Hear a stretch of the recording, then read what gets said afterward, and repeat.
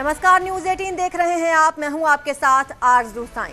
हल्द्वानी में 2 दिन तक चले बीजेपी प्रदेश कार्य समिति की बैठक खत्म हुई। इसमें सभी दिग्गज नेताओं ने शिरकत की। सीएम धामी से लेकर सभी नेता मौजूद रहे और कार्यकर्ताओं को संगठन की मजबूती के लिए टारगेट सेट किया गया। पहले निकाय चुनाव और फिर पंचायत और लोकसभा चुनाव में बीजेपी की जीत के लिए खास रणनीति बनाई गई। इस कार्य समिति में खास तौर पर पीएम मोदी की 8 साल की सरकार को विकास के लिए धन्यवाद दिया गया। साथ ही 2024 के चुनाव में 93% वोट हासिल कर जीतने का भी टारगेट रखा गया। सीएम धामी ने कार्यकर्ताओं को संबोधित करते हुए कहा कि राज्य में पार्टी की और उनकी जीत पीएम मोदी की जीत है। कार्यकर्ताओं की वजह से ये जीत मिली है और जो असंभव था वो करके दिखाया। जब हम चुनाव में जा रहे थे तो किस प्रकार की स्थिति थी और कैसा शुरू में वातावरण था। हम लोग कितनी कठिन परिस्थितियों में चुनाव में गए हैं और आप सबकी मेहनत के कारण से पहले हमने राज्य में एक मिथक तोड़ा और 2/3 बहुमत की प्रचंड बहुमत की सरकार हम आप सब लोगों ने प्रदेश के अंदर बनाई।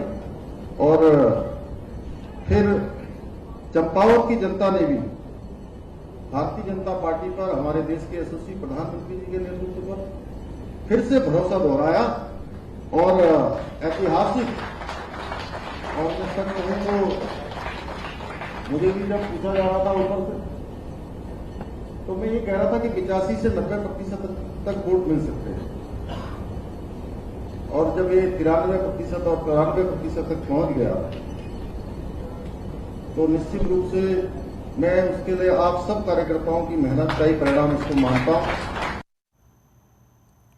उत्तराखंड के मुख्यमंत्री पुष्कर सिंह धामी ने व्यायाम करते हुए अपना एक वीडियो ट्वीट किया है। ट्वीट कर सीएम धामी ने लिखा, जिस प्रकार संतुलित आहार से शरीर को पोषण मिलता है उसी प्रकार व्यायाम से भी शरीर दीर्घ समय तक हृष्ट पुष्ट और निरोगी बना रहता है। मेरी आप सभी से अपील है कि नियमित व्यायाम करें और जीवन में एक नई ऊर्जा के साथ निरंतर प्रगति के पथ पर अग्रसर रहें।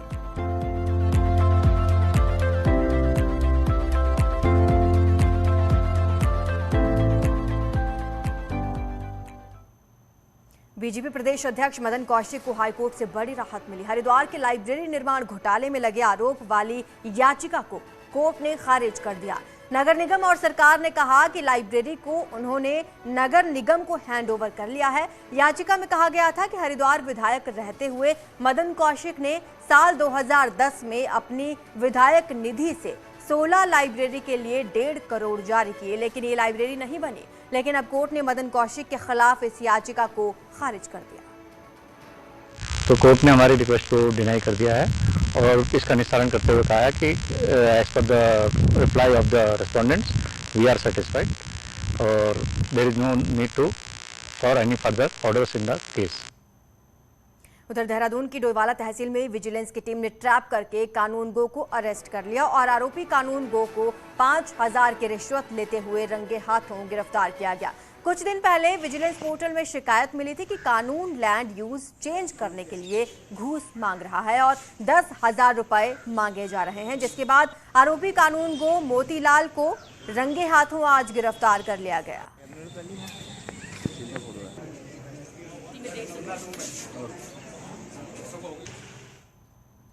फॉरेस्ट एरिया में मजारों को लेकर बड़ा फैसला लिया गया। अब वन भूमि में मजार नहीं बन सकेंगी, साथ ही जो पहले से बनी हुई हैं उन्हें भी जल्द ही हटा लिया जाएगा।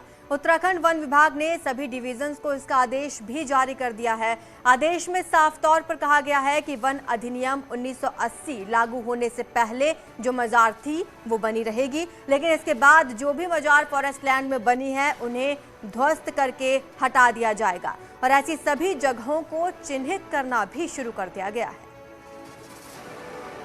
पार्क से हमारे राष्ट्रीय उद्यान, वन्यजीव अभयारण्य है, टाइगर रिजर्व है, इन्हीं जहाँ जहाँ ऐसे क्षेत्र हैं जहाँ अवैध रूप से इस प्रकार के जो स्ट्रक्चर्स बनाए गए हैं वहाँ पे उसको चिन्हित करने के निर्देश दिए गए हैं और साथ ही में निर्देश के साथ साथ वन अधिनियम के अंतर्गत कार्रवाई करने के भी जो है निर्देश डीएफओस को जारी किए गए हैं। चारधाम यात्रा में फैली अव्यवस्थाओं और लगातार हो रही घोड़ों की मौत पर हाईकोर्ट सख्त है। हाईकोर्ट ने 600 से ज्यादा घोड़ों की मौत पर केंद्र, राज्य समेत 4 धाम यात्रा के जिलों के डीएम को नोटिस जारी किए हैं। 22 जून तक जवाब मांगा है। कार्यवाहक चीफ जस्टिस ने सरकार से पूछा है कि क्या व्यवस्थाएं की गई हैं, क्यों ना 4 धाम यात्रा में एक कमेटी का गठन कर दिया जाए। कोर्ट ने राज्य में डॉक्टर्स की कमी पर टिप्पणी की है। कहा कि नेशनल मानक के अनुसार ना तो जानवरों के डॉक्टर्स हैं और ना ही इंसानों के। आपको बता दें कि समाजसेवी गौरी मोलाखी ने हाईकोर्ट में जनहित याचिका दाखिल की है।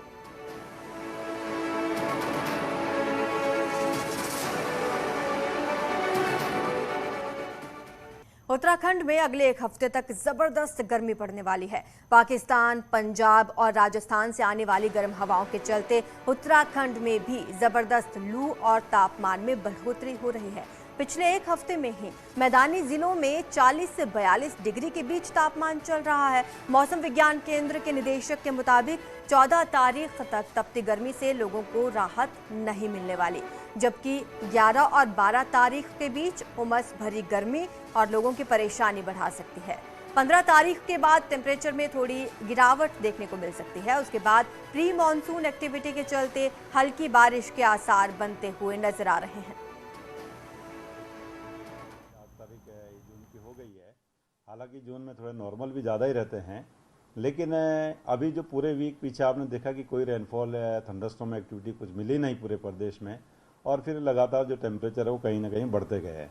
और इस समय अगर बात करें तो करीब ये पहाड़ों में बात में करूं तो वहाँ पर भी 5 से 6 डिग्री तक नॉर्मल से जो है ऊपर आ रहे हैं।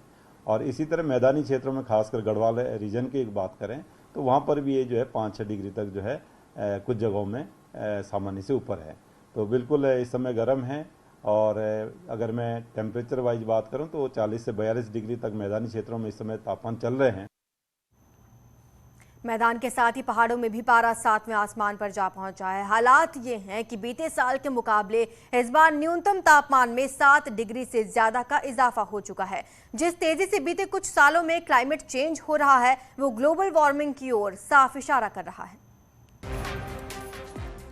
आमतौर पर सैलानी इन दिनों पहाड़ों में मैदान की झुलसाती गर्मी से निजात पाने के लिए आते हैं, लेकिन पहाड़ों में जून का महीना शुरू होने के साथ ही पारा आसमान चढ़ने लगा है।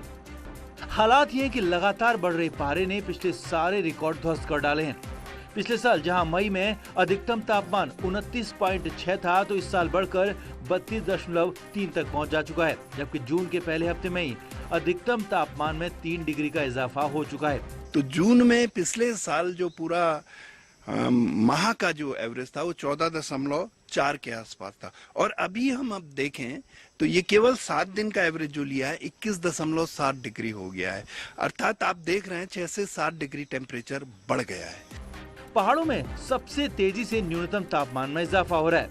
बीते साल मई में न्यूनतम तापमान 11.6 था तो इस बार 12.3 जा पहुंचा है, जबकि जून के पहले हफ्ते में ही न्यूनतम तापमान बीते साल के मुकाबले 7 डिग्री बढ़ चुका है।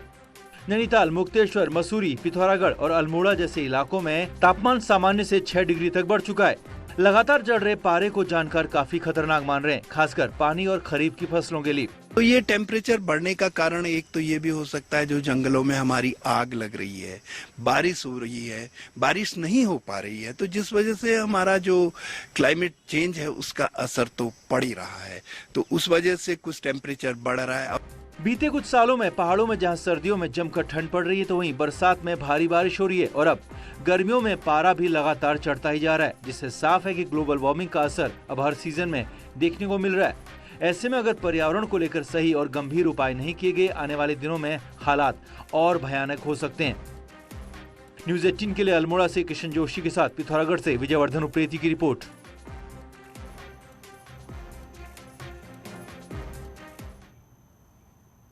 चमोली के जंगलों में लगातार आग लगने की घटनाएं जारी हैं, जिसके चलते न सिर्फ वन संपदा का नुकसान हो रहा है बल्कि पर्यावरण के साथ वन्य जीवों का जीवन प्रभावित हो रहा है। ये तस्वीर है बद्रीनाथ वन प्रभाग के चमोली रेंज की, जहां बीते मंगलवार से आग लगी हुई है, जिसके चलते वन संपदा को काफी नुकसान हो रहा है। साथ ही घाटी में धुआं फैलने से लोगों को धुएं और उमस से परेशानी हो रही है। वन विभाग की माने तो विभागीय कर्मचारियों द्वारा आग बुझाने की लगातार कोशिश जारी है और जल्द ही आग को काबू कर लिया जाएगा।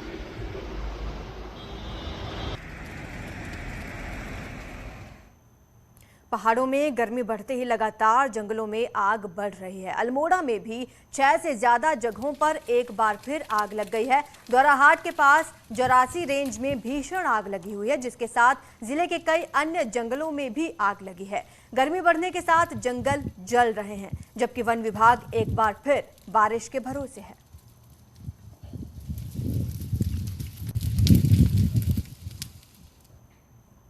अगर आप देहरादून में रहते हैं और डॉगीज के शौकीन हैं तो खबर आपके लिए है। देहरादून में कुत्ता पालने के लिए अब अनिवार्य रजिस्ट्रेशन कराना होगा। नगर निगम ने पालतू कुत्तों का लाइसेंस अनिवार्य कर दिया है और डॉगीज के लाइसेंस नहीं लेने वालों के जमकर चालान भी हो रहे हैं। अब तक देहरादून में करीब 8,000 कुत्तों के लाइसेंस जारी किए जा चुके हैं, जबकि लाइसेंस ना बनाने वालों पर 1,000 का जुर्माना लगाया जा रहा है।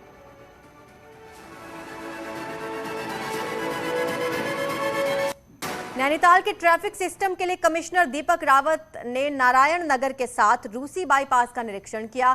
इस दौरान कई खामियां मिली। कमिश्नर ने पार्किंग निर्माण कर रहे केएमवीएन को आदेश दिया कि 2 दिन के भीतर पार्किंग के तौर पर मैदान को तैयार करें। साथ ही रूसी बाईपास में भी पर्यटकों के लिए शौचालय का अभाव मिला, जिस पर कमिश्नर ने कहा कि तत्काल टॉयलेट बनाए जाएं। वहीं शटल सेवा की अव्यवस्था पर भी कमिश्नर ने नाराजगी जाहिर की। नैनीताल में बड़ी संख्या में सैलानी पहुंच रहे हैं, जिससे ट्रैफिक सिस्टम पूरी तरह बर्बाद नजर आ रहा है।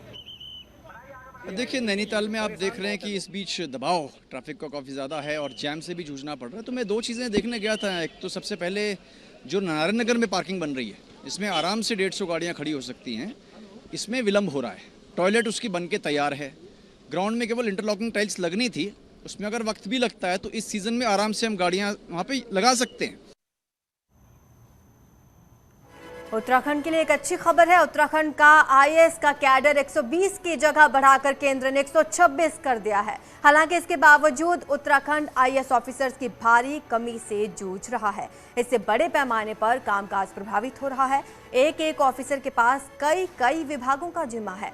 हालत यह है कि कैडर पोस्ट 126 के विपरीत उत्तराखंड में 76 आईएएस ऑफिसर्स ही कार्यरत हैं।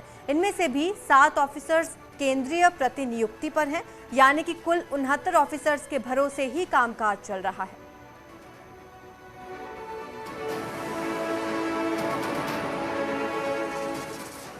सरकार की 13 डिस्ट्रिक्ट 13 डेस्टिनेशन जैसी महत्वाकांक्षी योजना पर ऑफिसर किस तरह पलीता लगा रहे हैं, इसका अंदाजा उधम सिंह नगर के गुलर भोज में स्थित बौर जलाशय को देखकर लगाया जा सकता है। 9 किलोमीटर लंबे इस जलाशय में वाटर स्पोर्ट्स की गतिविधियां संचालित होने के बजाय मछली पालने का काम हो रहा है। ये रिपोर्ट देखिए।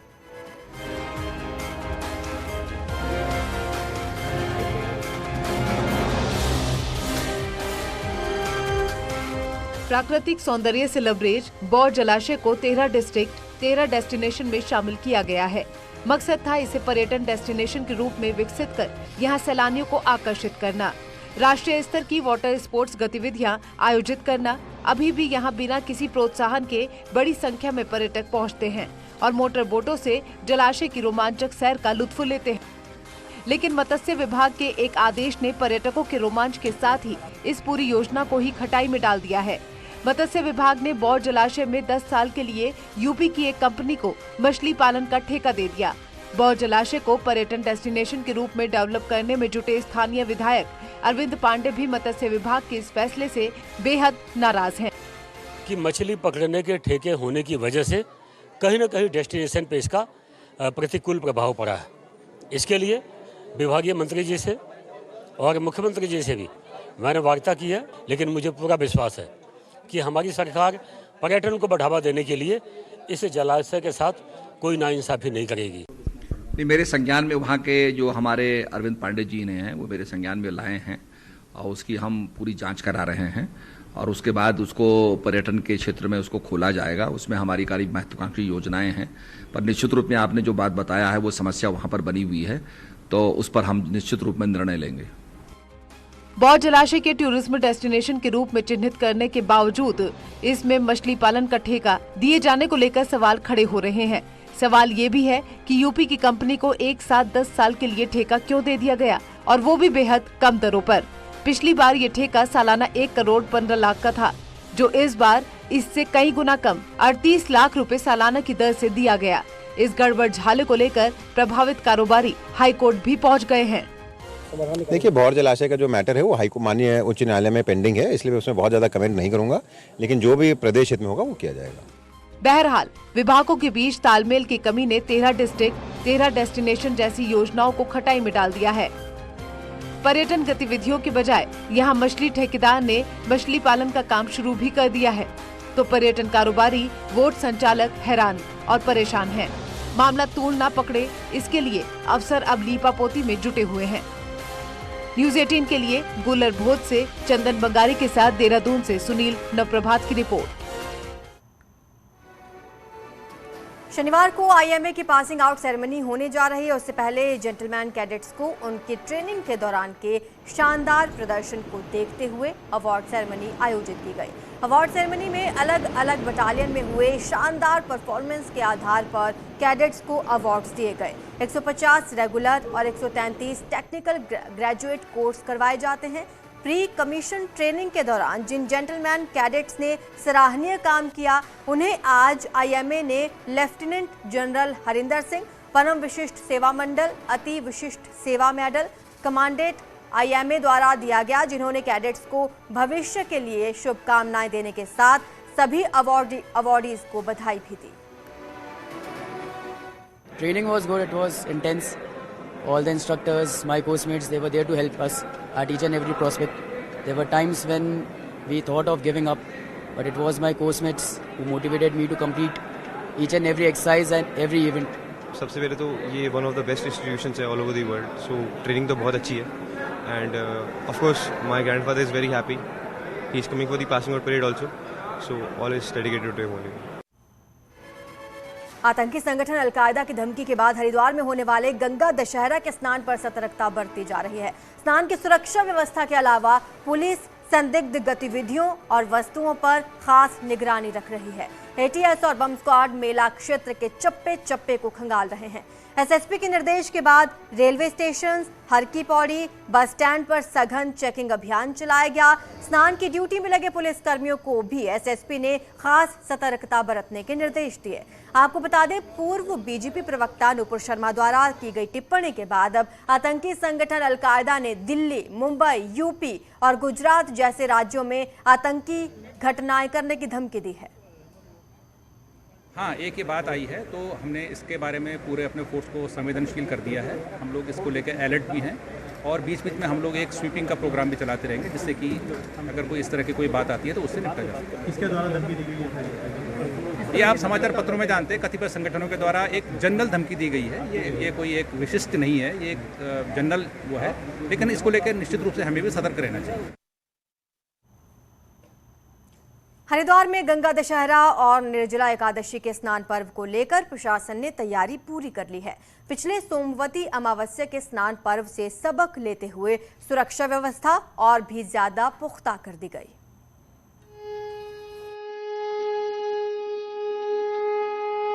गुरुवार को गंगा दशहरा तो शुक्रवार को निर्जला एकादशी, लगातार 2 स्नान पर्वों पर धर्मनगरी हरिद्वार में श्रद्धालुओं की भारी भीड़ उमड़ने का अनुमान है। बीती सोमवती अमावस्या स्नान पर श्रद्धालुओं की भीड़ से सारी व्यवस्थाएं ध्वस्त हो गई थी। इसीलिए लगातार 2 स्नान पर्व सकुशल कराना प्रशासन के लिए बड़ी चुनौती है। इसीलिए पुलिस और प्रशासन खास तैयारी के साथ आगे बढ़ रहे हैं। पुलिस और प्रशासन की संयुक्त ब्रीफिंग सेशन रखा था और बहुत ही बारीकियों से उनको समझाया गया है कि किन किन बिंदुओं पर हमें ध्यान देना है, ताकि पिछले एक्सपीरियंसेस से अगर कोई कमी रह गई है तो इस बार ना हो, और सारी व्यवस्थाएं हमारी पूर्ण हैं। तो पूरे क्षेत्र को हमने 4 जोन में, 4 सुपर जोन में, 16 जोन में और 37 सेक्टर्स में हमने डिवाइड किया है, जिसमें कि राजपत्रित अधिकारी और इंस्पेक्टर रैंक के अधिकारी लगाए गए हैं।